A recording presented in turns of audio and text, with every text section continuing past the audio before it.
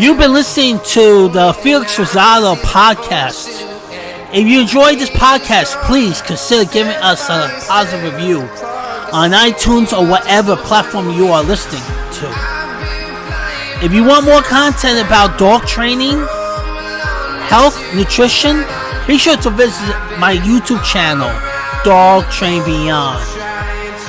But if you need immediate help, contact us at Dog Train Beyond website, and that is www.dtbeyond.com, www.dtbeyond.com.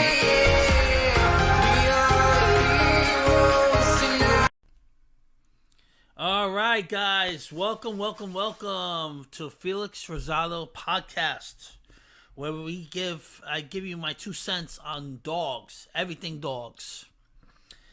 Well, I'm excited about today's topic. It's something that a lot of people are going through that may be listening to this or have gone through, and or will be going through, and this is why I want to discuss it. So last podcast, I discussed getting a dog, right? So getting a puppy from a rescue or a breeder, right? And, I talked all about that, being responsible for having that dog, right? So now, what I want to discuss today is that responsibility.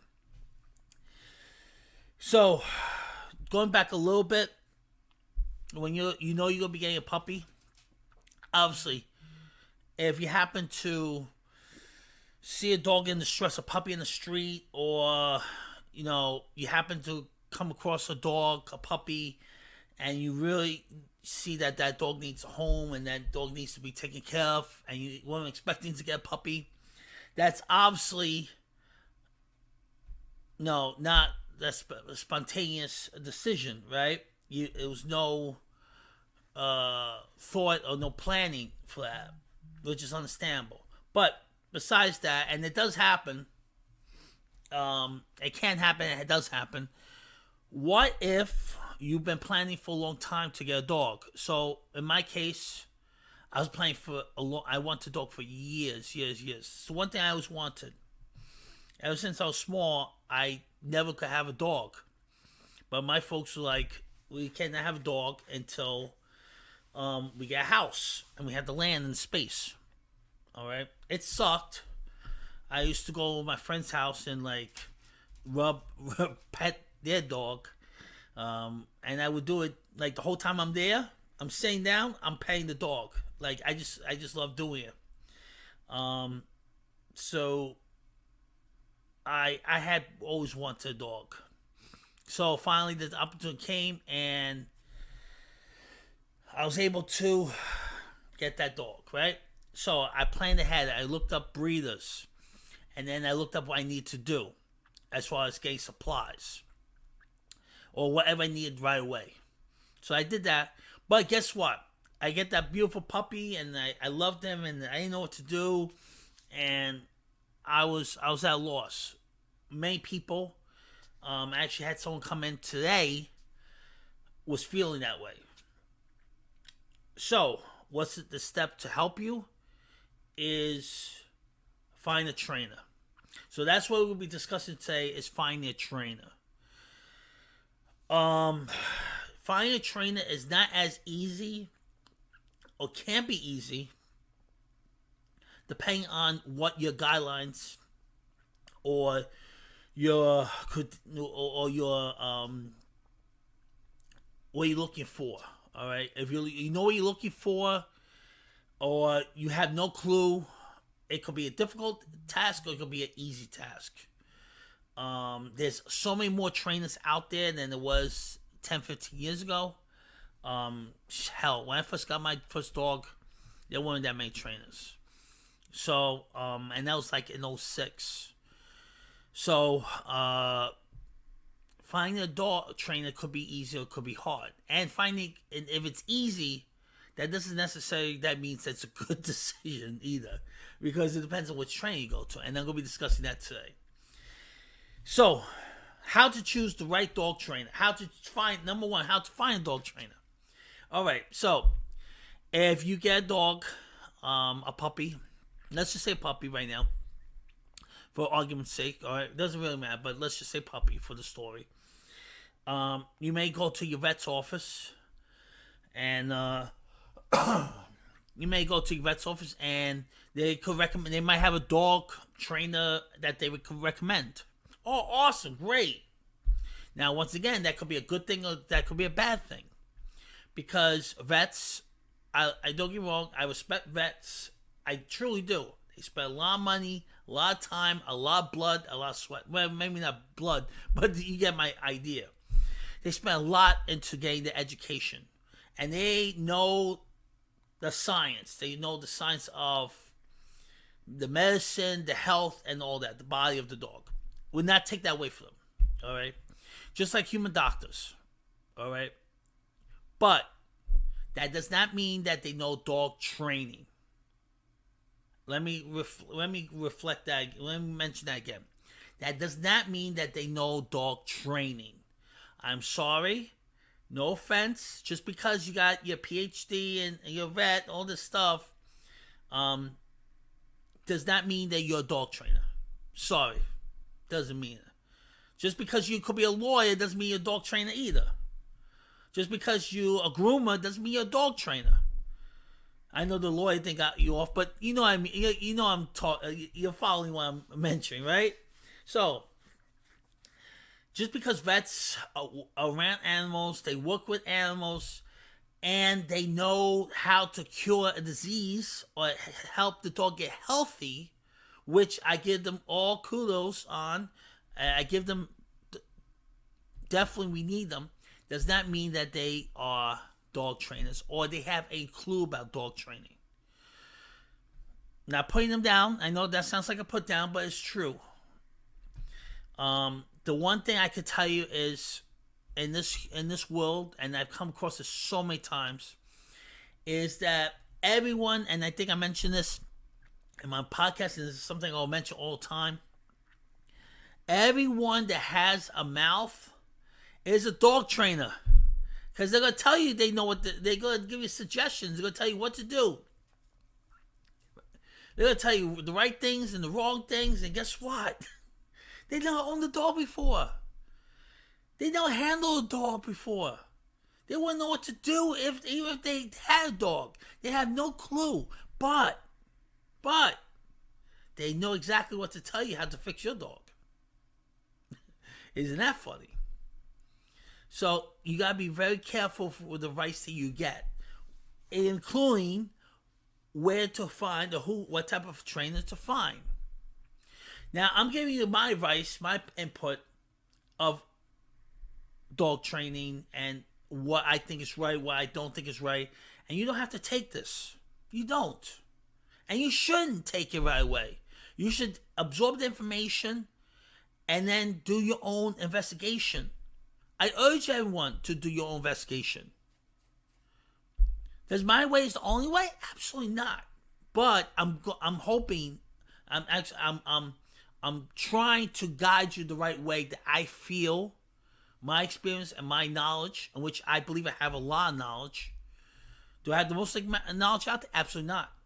Absolutely not. There's trainers out there that have been doing this 50 years. They know way more than me. There's trainers out there that have been, they work 20 dogs in one day. Actually, I'm pretty close to that. But there's trainers out there that know more than me. I will always say that. And believe it or not, there's trainers that have done more than me, longer than me, and still don't know all the right answers. Their answers are not solid. So, going back to the vet, just because the vet recommends this dog trainer, that might not be always valid. So, why? Why do I say that? Because once again, they may know the dog trainer, but they really don't know what the dog trainer does. Right? They're not there when the trainers train people, train dogs. They may not know a lot of things about the trainer. But don't get me wrong. Do take the information. Do investigate. But don't go, I'm all in as soon as you call the trainer. And I tell everyone this. Right? Even people that come to me. I'm going to give you information. Take it as is, and investigate it. Question it. Why is he saying this to me? Does this make sense? It may make no sense, or it may make sense. It's up to you to figure that out as an owner. You have to go by what you feel is the best for your dog. If you don't feel comfortable with that trainer, if you don't feel that's right, then leave. You have all the right. You're not stuck there, if that makes sense. All right? You might lose money. I have to say, you might lose money. But guess what? Your dog is the 100%, the most important thing. So if you don't feel right, and that person, that trainer is not giving you the reason to stay there, or reason why you should work with them, then leave. So going back, most of the time the vets will go recommend someone. You call them, and you might call them on the phone or email them, and you find out, blah, blah, blah, I have a puppy, and then you help, blah, blah, blah, right? So there's a lot of different trainers out there. So not going into the topic in deep. I'm going to go into this topic later on deep. But there's different types of trainers. There's positive reinforcement, and there's balanced trainers. And I don't think there's even a name for this. The old people, the people that have trained a long time, I call them old school, if you pardon the expression. I don't want to say that they're like hard, but when I see hard, or I see old tactics or old methods that they were doing 40 years ago or 30 years ago, I call that old school. That's my own coin term. So, and a lot of times the old schools are very, not all of them, don't get me wrong, but many, many, many times they are a little harder. So that's the three. So you have positive reinforcement. All right, they believe in no punishment. They absolutely believe in no punishment or just reward. Then you have the balance train, which is me. So this balance train in the middle, I use everything underneath the sun to help the dog in a justified manner. All right, I do use punishment. I do use positive reinforcement. I use all the tools that I feel are justified. Now, my methods of training dogs might not be exactly the same methods of another balance trainer. Another balance trainer might just use remote collar. Another balance trainer might use a choke chain. Another balance trainer might use a slip lead. I use a prong collar. I prefer prong collars. I've been using prong collars for a very long time. And I feel successful with prong collars in a lot of different ways. And once again, these are topics that are going to be coming in the future. I just want to give you the overall of the topic of choosing a trainer, and not the methodology of why I do something or why a balance trainer does something. So we're going to be discussing that later. So that's a little teaser for you guys for later on. And then the old school method ways, and like I said, this is something maybe someone that had trained 40 years ago or beyond. They use a lot of compulsion, a lot of punishment to get their ways. They use a little bit to a few methods of reinforcement. All right, so they do a lot of heavy-handed compulsion. I'm not saying all of them. I'm just saying many do. So let's dive deep, okay? So you get the recommendation from the vet. You call the dog trainer. A couple questions to ask them. What what methods they use. All right. I know a lot of people contact me that say ask me that question, and I'll be honest with you, I bet you they don't even know what the different methods are, which I just mentioned. But these are things you have to ask anyway. I feel like you have to ask anyway, even if you're not really too sure. At least the trainer explain it. Okay. So what's another way of finding a trainer? Okay. Google the trainer. You like dog trainer, zip code, blah blah blah blah, right? And once again, you call them, and they're like, "Yeah, I'm a balance trainer." What the hell's a balance trainer, right? Well, you know what? Let me just pull this up. So there's something called operative conditioning for the people that are not gonna be able to see this. Sorry, podcast people. I'm gonna pull this up for my video people. You see this? This is something called operative conditioning. All right, positive reinforcement. There's 4 quadrants, 4 corners. So you got positive reinforcement on the top left. You got actually it's a little this diagram is a little bit off, but it's okay. So you got a positive puncher should be right next to it, right here. So it should be the top left positive reinforcement. Positive punishment should be here, but it doesn't matter. And then you got the negative. You got negative reinforcement, you got positive punishment.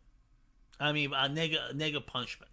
So you should positive punishment, positive reinforcement on the top, and negative reinforcement and negative punishment. Okay? Those are 4 quadrants. I did not develop that. A scientist much smarter than me developed that. Okay? And once again, I'm not going to go into that topic today. But many trainers don't even know that. Unfortunately, you're not going to go to a trainer and say, listen, you know what operative conditioning is? If you don't know it. But unfortunately, there's a lot of trainers don't even know that. And I'm going to be covering that later on. But if you're a trainer, you really, really should know that. It's the blueprint of training. That's the best way I could describe it. So, a balance trainer, we use that. At least we should be using it, depending on the trainer. I use that as a balance trainer. That's my blueprint. That is how I'm going to train your dog, based upon what I need or what behaviors I have to get rid of, or what behaviors I'm encouraging, such as not jumping on people, certain behaviors or commands, depending on how you want to view it. So you Google, you call them up. What kind of trainer are you? I have this issue. What kind of trainer are you? I'm a balance trainer. Oh, okay, great. That's exactly what I'm looking for.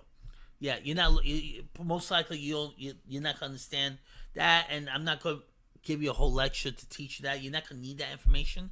But what you will need is, okay, great. Will you be able to help my problems, fix my problems? And they say, yeah, sure. Or they might want you to come for me. I have people come to me. So that way I can see the dog in person and see exactly what's going on a little bit better than if it was on the phone. Most of the time, by now, at this level, I pretty much don't even need to see the dog. I only need to see the dog because I've gone through it so many times.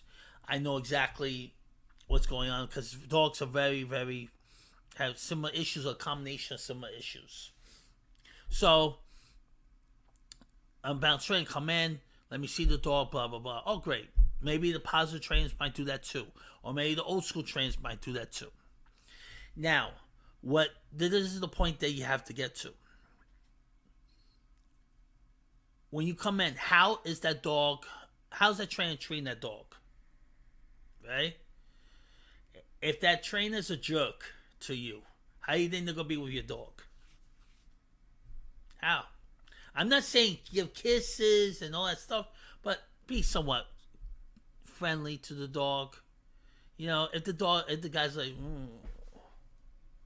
I don't know, yeah, I'll be able to fix this, and the guy's just ice cold, or the whoever the female or male trainer is, they're just ice cold, and they're just like, And this does happen, believe it or not. The trainer will actually put you down for having these issues. And I think that was ridiculously stupid. I've heard that before. I've heard it from people I train. That if they've gone to places and the trainer treating them like crap. How can you work with someone like that? With me, I want to have fun. I want to have a good time. I want to have a good experience. If I have a good experience, if the owner has a good experience, the puppy's going to have a good experience. And what does that encourage? Increasing that behavior. Increase wanting to do the activities of the training. The enjoyment training. Will you say so?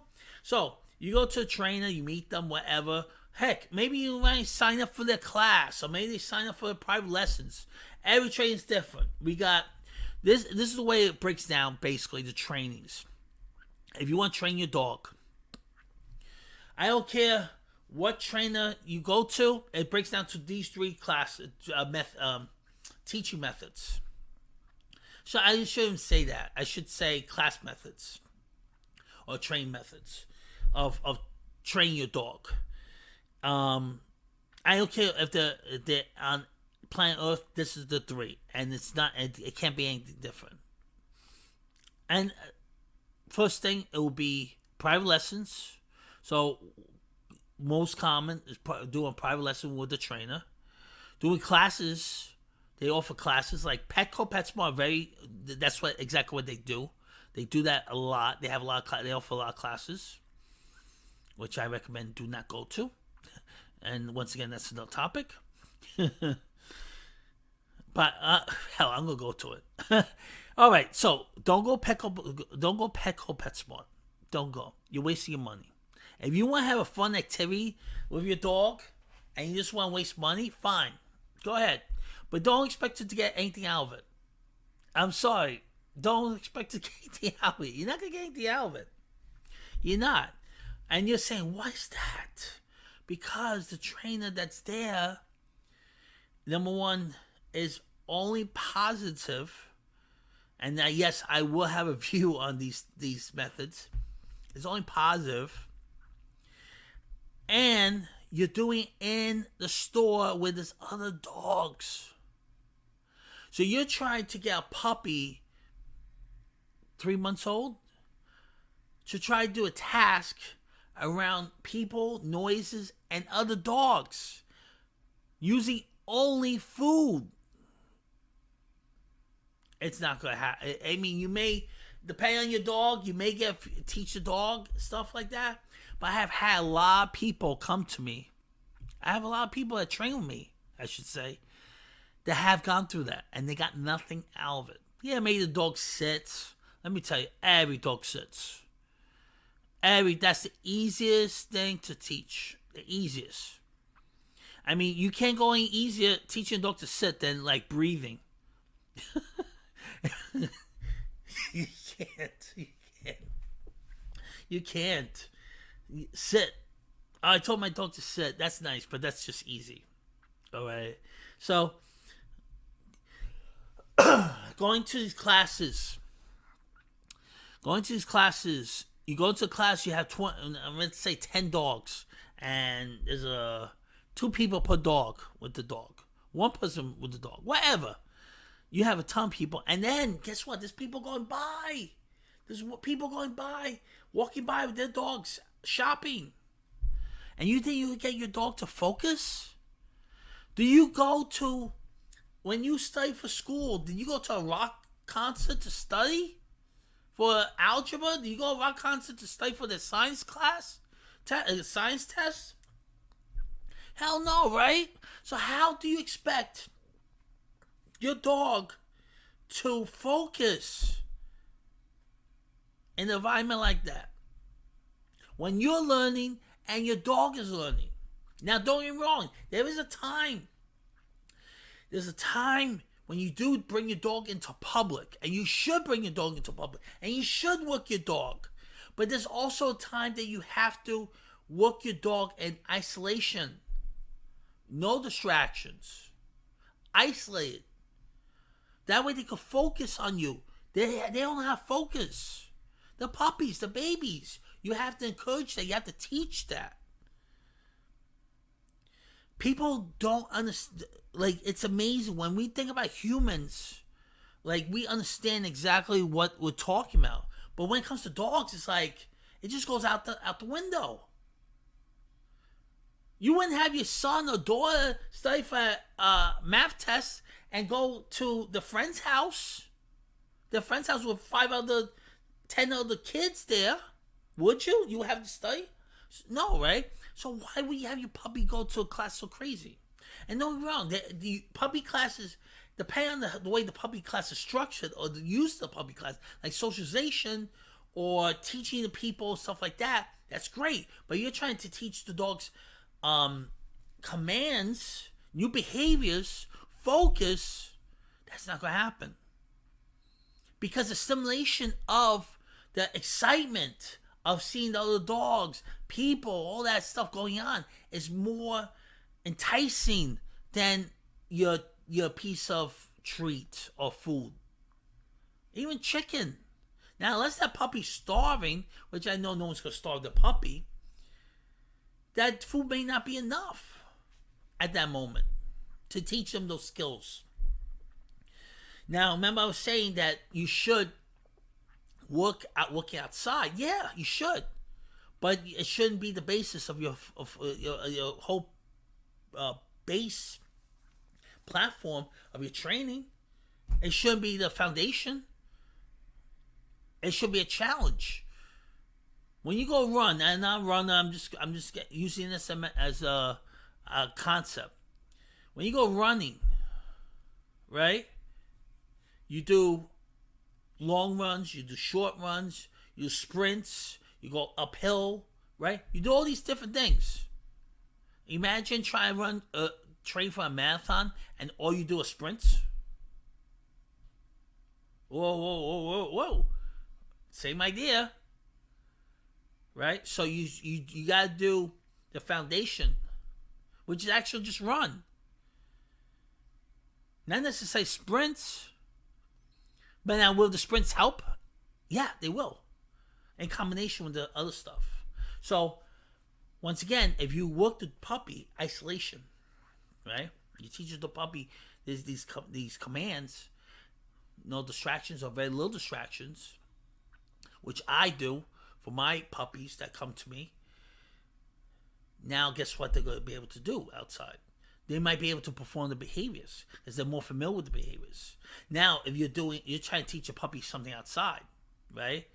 Let's say the Petco class or whatever dog class. And don't get me wrong, like I said, depending on the way the class is, it might be beneficial. It just depends on what you're doing. But if you're trying to teach a puppy a new behavior, it's going to be very hard. It's going to be very, very hard. And I'm talking about just pure positive method. I'm not saying compulsion either. I'm not saying punishment. I'm just saying pure positive. You're competing with food for one hand compared to stimulation of other. Stimulation of dog, people, noises.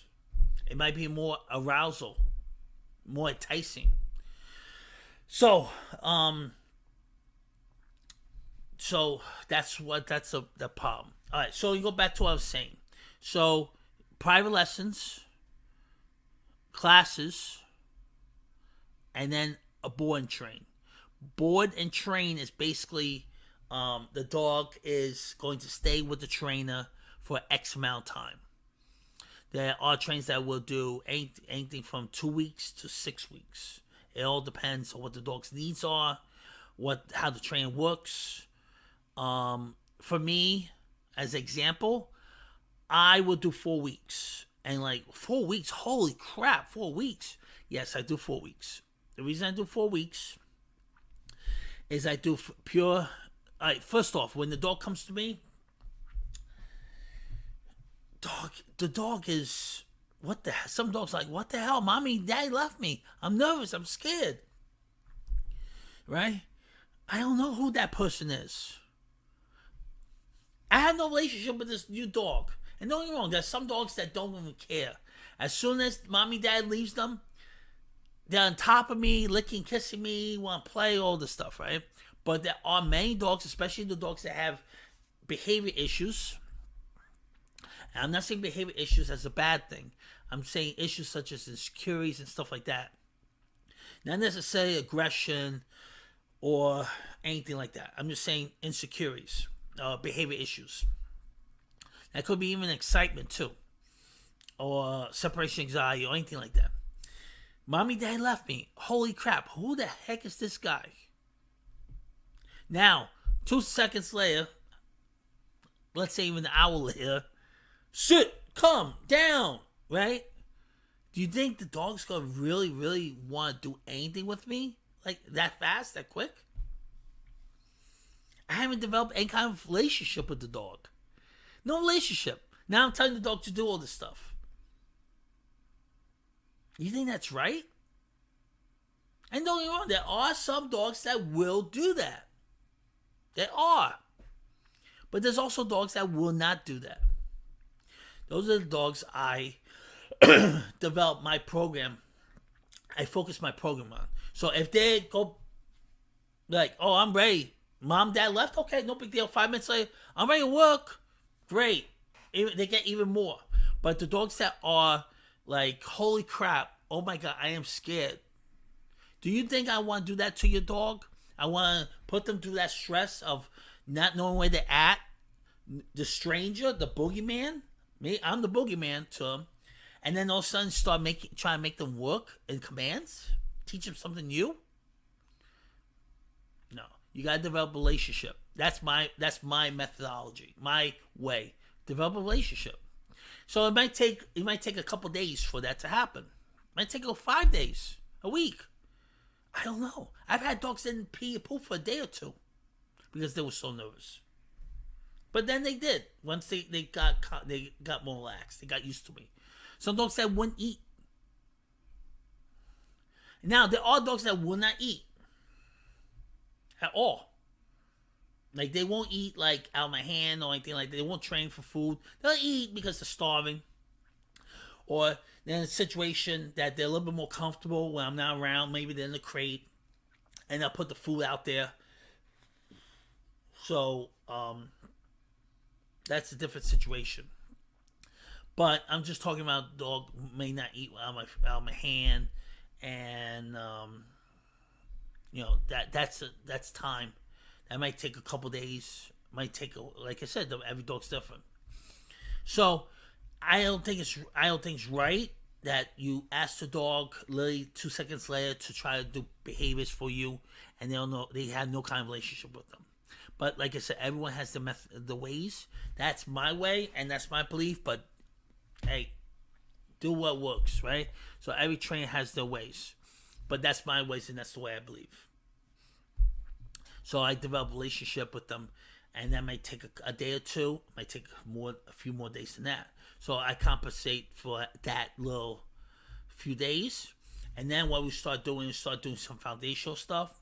Now, if the dog, depending on the dog, I would dictate what I need to do as a reward, depending on the dog. So the dog will take food. Great. We'll use food, their food, maybe even treats if we need to. I try to go towards food more, but if the dog wants treats and he'll look for treats, then we'll use treats for it.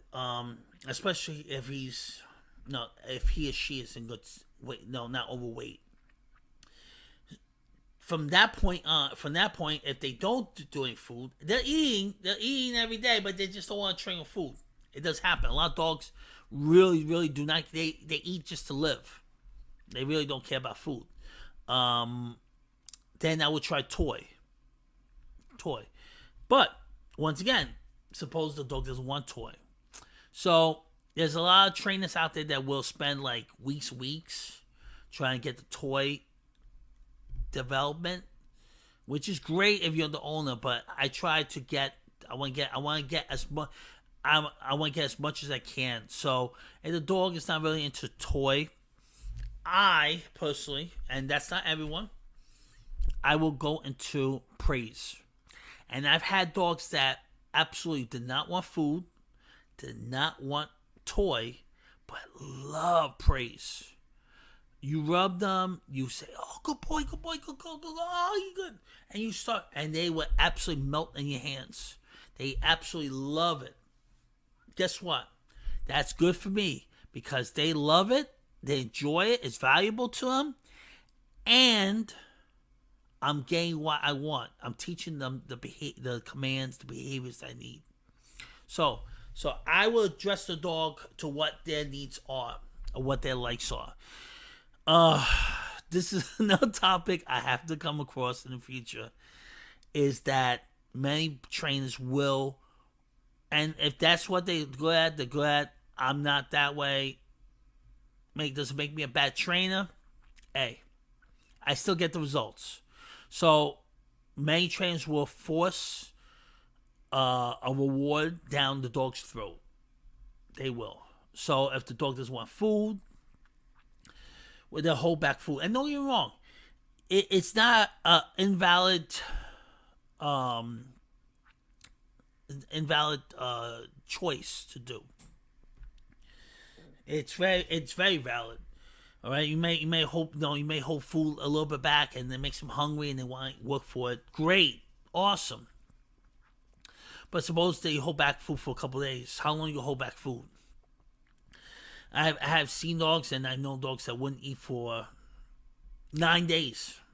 I'm not talking about like working dogs. I'm talking about pet dogs. Pet dogs. Now, a lot of these dogs, these pet dogs, don't get me wrong, we love them, but they have issues. They're not the perfect dog in different ways. They may be great with people. Dogs may listen, but their food habits, they just don't want to eat food. Does that make them bad? Do we have to really pressure them? No, absolutely not. What we do is we figure out what they want. What is their desire? Right? Do you want the steak or do you want the massage at this moment? Guess what? I just ate. I'll take the massage. No. You know what? I'm really hungry, but my back is hurting me. I'll take the massage. No, you have to have the steak. Right? No, I want the massage. My back hurts. That's what you do with the dog, in my opinion. Like I said, I'm not putting anyone's methods down. It's just that's my viewpoint. My viewpoint is figure out what the dog wants. If the dog wants a balloon and they gun hole a balloon, they give them the balloon as the reward. Simple as that. Obviously, make sure it's safe and everything, but if it's safe and they want a balloon to play with, you take out a balloon. Too much pressure of this is the reward I'm gonna make you want. I'm going to a tangent again, but that's going to that. So those are the three ways of training's done. Anywhere. So there's no mental telepathy of I'm going to tell the dog what to do, training, that type of thing. There's private lessons, classes, and board and train, which the dog stays with the trainer for X amount of time. Okay? So, now you go and decide what works for you. What's in your budget? Well, before I'm jumping gun a little bit. Once it going back for a step, do you like the trainer? Do you feel good with the trainer? Does the trainer seem good with your dog? Does the trainer seem good with you? Is that trainer put you down? Now, not telling you your mistakes, but put you down. And like I said, I've had people that have gone through that, and they feel horrible. You're going to put these people down because a trainer's going to put these people down because they don't know the right way of doing it, but they do because they've been studying this. That's totally bullcrap. That's bullshit. That's absolute bullshit. I'm not gonna put someone down because I've been studying something longer than them and they don't know the answer or they're doing wrong. Is that fair? That's just full of crap. I've had people make 20 mistakes, and guess what? I told them 20 times their mistake, and they're like, "I'm so sorry," but listen, don't worry about it. If it takes it, I'm gonna help you. I'm gonna remind you. I'm gonna get you through this. I'm there to coach them. So my method, my way is, I will tell you mistakes unless it's something brutal that you really, really like. I don't know, like put the dog poops and you put the dog's face in the poop. Unless it's like absolutely disgusting abuse, I'm not gonna put you down. You grab the leash with your right hand instead of your left hand, or your wrist is twisted up instead of down, or you forgot to mark the behavior after you release the dog, or feed the dog, or reward the dog. I'm not gonna be like, you know what, you know you're a stupid person. What is wrong with you? You know, I'm not gonna be like that. I'm like, look, you forgot to do this. You gotta do this. You gotta do this. My goal is to help make you and your dog a better team. To have that dog succeed where others you might have gone to have led to failure. That's my goal. My goal. Not to put you down. Now, like I said, if you do something very abusive, something stupid, I will tell you. Because that's just beyond common sense or stupidity. But if you don't do that, you're making mistakes, you're learning, how can I put you down? So if the you start have a good feeling with that trainer, great. Now, going to having a feeling and all this other stuff, if that trainer is a little too cheap, let me ask you a question. Ask yourself this. If I sold you a car for $50, will you buy that car? I'm not talking about like shiny car or anything like that. I'm not saying shiny car, you can see it's brand new. I'm talking about regular car, everyday car looking, maybe has some mud or dust on it. Everyday car. And I sell it for $50 to you. What's the first thing that's going to pop in your mind? Think about it. Something's wrong with it, right?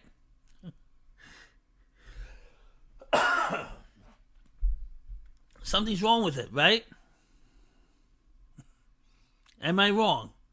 You're not going to think that, why is this guy selling me this car for $50? Because it's a lemon.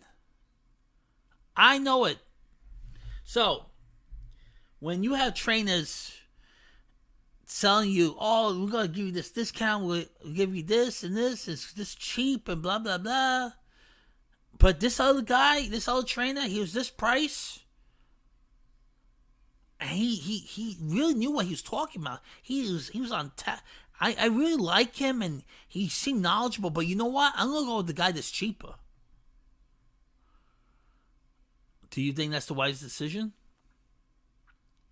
Do you think it's a wise decision because you're going to go with the cheaper guy? I don't know. I don't know. Is that the right thing? Do you normally buy cheaper stuff than buy the good stuff? Think about it. What happens when you go to McDonald's? Is that food better than Outback Steakhouse? Or let's say Longhorn Steak? Is the food better than McDonald's? How about Taco Bell?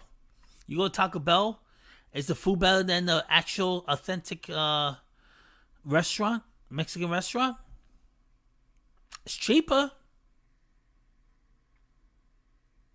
What's wrong with the food from there? How come you? I don't get me wrong.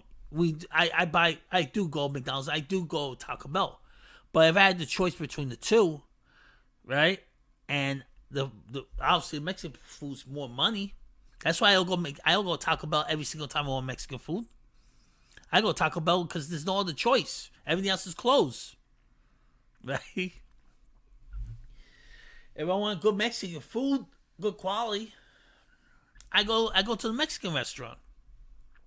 If I want good meat, good steak, I go to Longhorn. Longhorn Steakhouse is one of my favorites.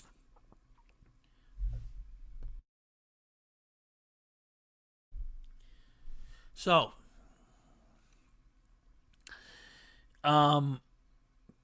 when you see the price, don't go by price. Well, if it costs you more, but you think the quality is there, I will advise you go with the quality. It happens all the time.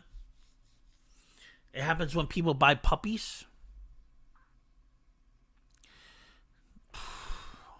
You know, buying a dog. And don't get me wrong, you could get really nice dog.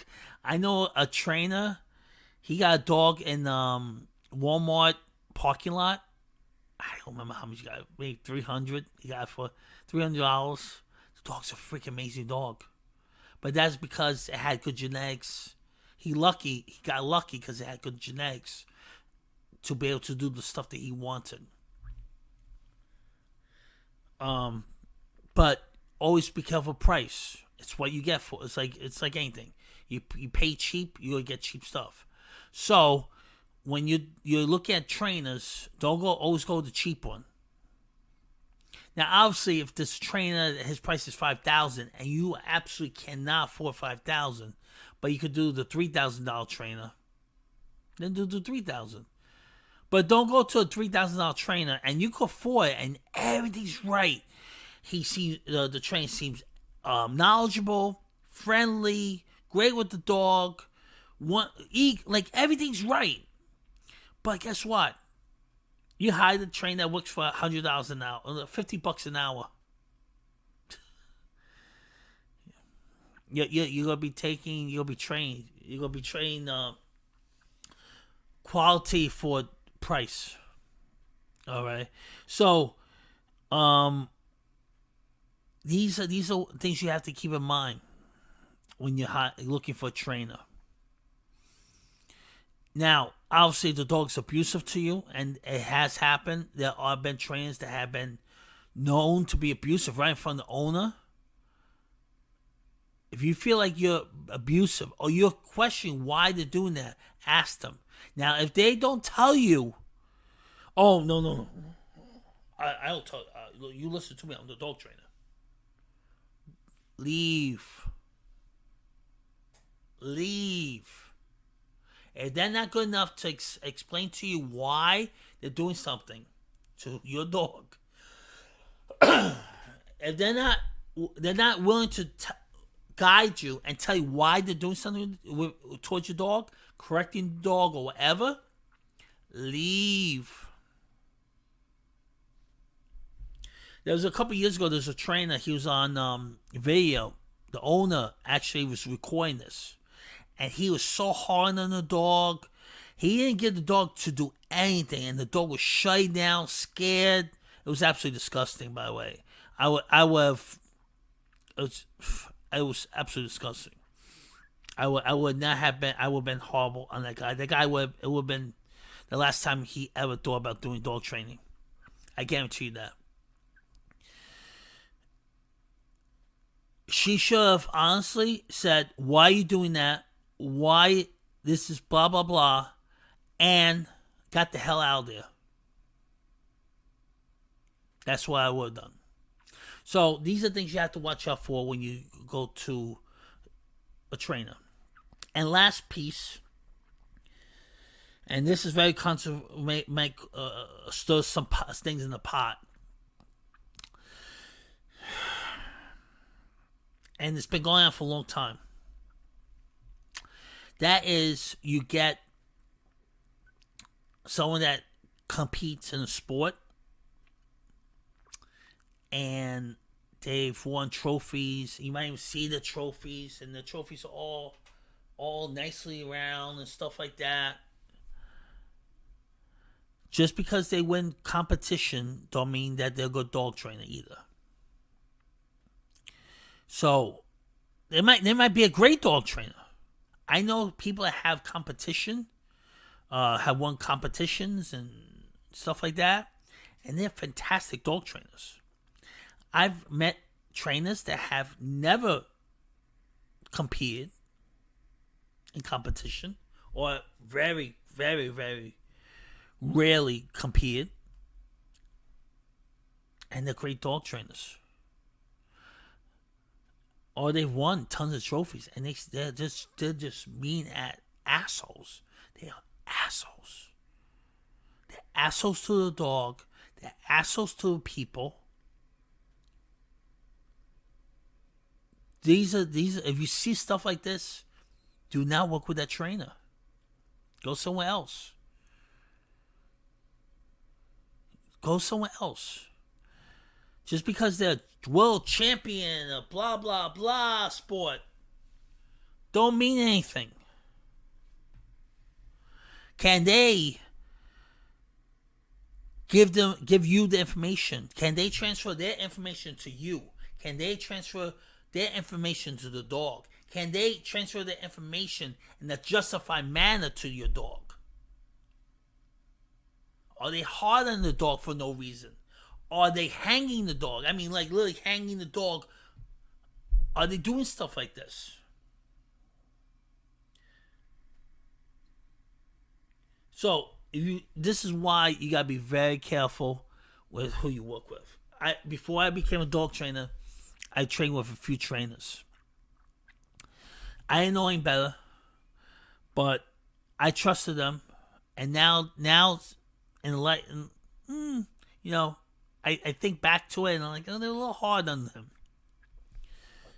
Then I thought,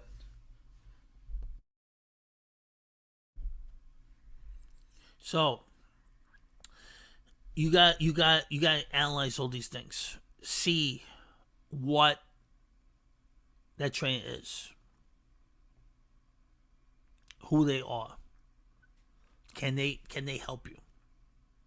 Can they give you their information to you? Are they like, no, don't question me, I'm the dog trainer? These are things you have to check. You have to see. And if you feel uncomfortable, leave. You might need to lose money, so leave. If your puppy is being yanked cranked on a prong collar, and I use prong collars, but they're being yanked cranked like really, really unreasonably, you can see it. Leave, because they're not gonna do they're not gonna help you. They're gonna make that puppy worse, or they're gonna do damage to a puppy that had nothing wrong with it. Has it happened? Yes. Can it happen? Yes. Trainers that have been trained for a long time have done stupid things in which they jeopardize the dog. Am I perfect? Absolutely not. But I will always try to do the best for the dog, in my mind. I would never put that dog into jeopardy. I'll never put that dog in harm's way. I put myself in harm's way, that I know the dog will, nothing will ever happen to the dog. But I would never put that dog in harm's way. What do I mean by that? Well, I mean, in the way I say, what I was saying about correcting the dog, really hard puppy. That puppy shut down. You're mentally hurting the dog. Besides physically hurting the dog, you're mentally hurting that dog. You're shutting the dog down. How's that dog gonna be in the future? So suppose the dog has no issues. The puppy has no issues at all. Now guess what? The trainer just caused the issue. Can that happen? Yes. You got a trainer that screws up a dog. And just to also let you guys know, you have an owner that screws up the dog. Not every person should have a dog. Really. Yeah, there's a lot of care, a lot of common sense. But once again, just because of that, the owner means right and wants to do the right things. You shouldn't put the owner down or making mistakes. You shouldn't. All right, so I'm going to tangent. I'm really going to a lot of stuff. So these are some tips you have to watch out for when you choose a dog trainer. All right? So, keep on watching. And this is Felix from Dog Train Beyond. Oh, do me a favor. If you like this content, please like, please share. This is going to be on YouTube. So, watch on YouTube too. And just like, share, subscribe. All right? This is Felix from Dog Train Beyond. Oh, Felix Podcast.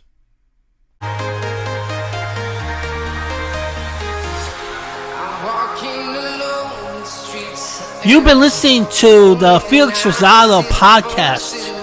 If you enjoyed this podcast, please consider giving us a positive review on iTunes or whatever platform you are listening to. If you want more content about dog training, health, nutrition, be sure to visit my YouTube channel, Dog Train Beyond. But if you need immediate help, contact us at Dog Train Beyond website, and that is www.dtbeyond.com, www.dtbeyond.com.